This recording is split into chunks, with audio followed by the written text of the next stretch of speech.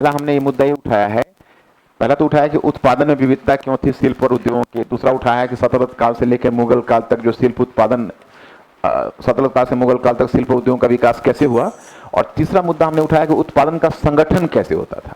तो उत्पादन का संगठन एक निजी कारीगर के स्तर से शुरू होकर और वो जाता था राजकीय कारखाना के स्तर तक भी। लेकिन मैंने पहला सेंटेंस में लिखाया है कि एक विरोधाभास लगता है हमें उत्पादन की गुणवत्ता पर और उत्पादन के संगठन पर, क्योंकि उत्पादन की गुणवत्ता जिस स्तर की थी तो वो दर्शाता है कि फिर उसका संगठन भी पूंजीवादी मॉडल पर होना चाहिए। लेकिन संगठन है परंपरागत जो भारत का मॉडल है, जिसमें कि शिल्पी निजी स्तर पर उत्पादन कर रहा है, परिवार के लोग जो आप कह सकते हैं कि हाउस होल्ड का प्रोडक्शन चल रहा है, फिर हाउस होल्ड के बाद तब फिर you are just coming to the next one step, and that is तुम कह सकते हो कि अब उसके आगे की जो कड़ी है, आगे का जो स्टेप है, वो आगे का स्टेप है वो है श्रेणियां भी प्राचीन काल मध्यकाल से ही चली आ रही है, जो शिल्पी श्रेणियां है। उसके आगे कारखाना में कोई चुने हुए कारीगर को लेकर उत्पादन करे, तकनीकी विकास कोई खास स्तर पर नहीं था। और फिर लास्ट में देखते हैं दादनी पद्धति। दादनी पद्धति एक नई प्रकार की उत्पादन प्रणाली थी। एक्चुअली परिकल्पना यह है कि यूरोप में जो सामंती उत्पादन प्रणाली, जिसको गिल्ड पद्धति कहते हैं, गिल्ड जैसे भारत में श्रेणी पद्धति है, तो श्रेणी पद्धति को सामंती उत्पादन प्रणाली मानी जाती है। उसमें जो शिल्पी लोग होते हैं, एक मास्टर गिल्ड जो श्रेणी का मुखिया होता है, जिसको ज्येष्ठक बोलते हैं या श्रेष्ठी बोलते हैं, उसके अंतर्गत संगठित होता है। और उनका उद्देश्य होता है मतलब मुनाफा तथा सामाजिक कल्याण दोनों के बीच सामंजस्य लेकर चलना। विशुद्ध मुनाफा उसका लक्ष्य नहीं होता है। और जो शिल्पी श्रेणियां होती है वो एक तरह से सामंती पद्धति पर आधारित होती है। यूरोप में भी वो सामंती पद्धति पर ही गिल्ड पद्धति आधारित थी। तो फिर क्या हुआ, जैसे व्यापारियों के साथ समस्या ये आई यूरोप में कि बड़े पैमाने पर जब वस्तुओं की मांग आरंभ हुई तो व्यापारियों को उतनी वस्तुओं को पूरा करके देना मुश्किल होता। और जब वो गिल्ड के पास जाते, जो अपनी श्रेणियां थी कि भाई प्रोडक्शन दीजिए, तो गिल्ड मनमानी करते। नगरों में गिल्ड स्थापित करते, इससे ज्यादा हम प्रोडक्शन नहीं करेंगे, हम नहीं कर सकते। अब उनको तो मुनाफा कमाना था, तो उन्होंने क्या किया कि किसानों के बीच जाकर उनको घर पर जाकर ऑर्डर देना शुरू किया। पुरानी तकनीकी ही थी, पुरानी तकनीकी से उत्पादन होता तो किसानों के पास भी उपलब्ध थी। और किसान को भी सहायक इनकम के लिए चाहिए था, क्योंकि उस समय गांव उजड़ रहे थे यूरोप में। अब यूरोप के इतिहास में देखोगे, ब्रिटेन में ये शुरू हुआ था, तो ब्रिटेन में एक इनक्लोजर मूवमेंट चला था। उस मूवमेंट में क्या, वो बड़े बड़े जमींदार अपने लैंड के प्लॉट को घेरने लगे थे और छोटे छोटे किसानों को भूमि से भगाने लगे थे। तो छोटे छोटे किसान जो बेरोजगार हो रहे थे, वो अपने शिल्प उत्पादन में अपने आप को लगा रहे थे।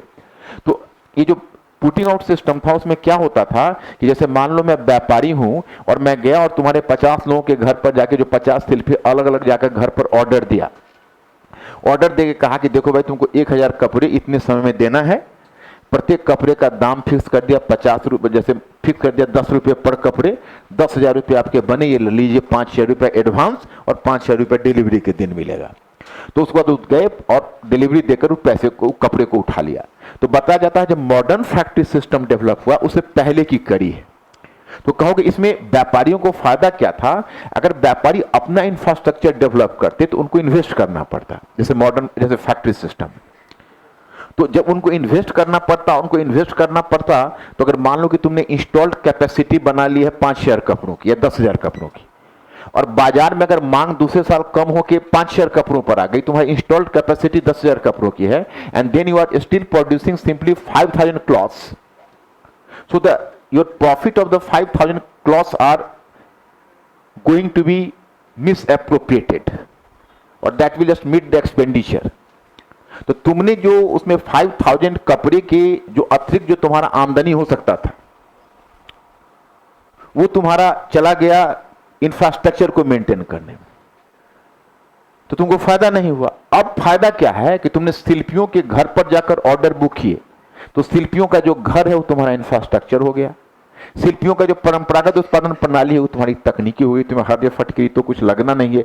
इस साल 10,000 कपड़ों की मांग है, तुमने 10,000 कपड़ों का डील किया शिल्पियों से। अगले साल देखे मार्केट में 5,000 कपड़ों की मांग है, तुमने abruptly have just made a major curtailment in the order, and the artisans had to just suffer the brunt of this, decrease in the demand. You are not going to pay any penny or any money on their behalf, so that is going to benefit you. So in this way, that is beneficial for you, and you can earn more and more money through this putting out system. फिर क्या होगा, अगली कड़ी modern factory system आ जाएगा। एक तो इसी के कारण से पूंजी का संचय होगा व्यापारियों के पास ज्यादा से ज्यादा, तभी यूरोप में तकनीकी विकास होगा। नवीन तकनीकी तो छोटे शिल्पी अफोर्ड नहीं कर सकते, तो बड़े व्यापारी काफी पैसे खर्च करके वो तकनीकी खरीद कर ले आएंगे, वो तकनीकी लाके एक शेड के नीचे डाल देंगे। तो और जो शिल्पी हैं वो जो परंपरागत मॉडल से उत्पादन करते थे, तो दिन में 10 कपड़े अगर बनाते थे तो एक बार ये मशीन एक बार में 1000 कपड़े बनाएगा। इनका कपड़ा चीप होगा, शिल्पी का कपड़ा महंगा होगा, तो शिल्पी का कपड़ा कोई नहीं खरीदेगा, वो बेचारे बेरोजगार हो जाएंगे। वो चले आएंगे इस शेड के नीचे, इस शेड के नीचे आकर वो प्रोडक्शन करने लगेंगे।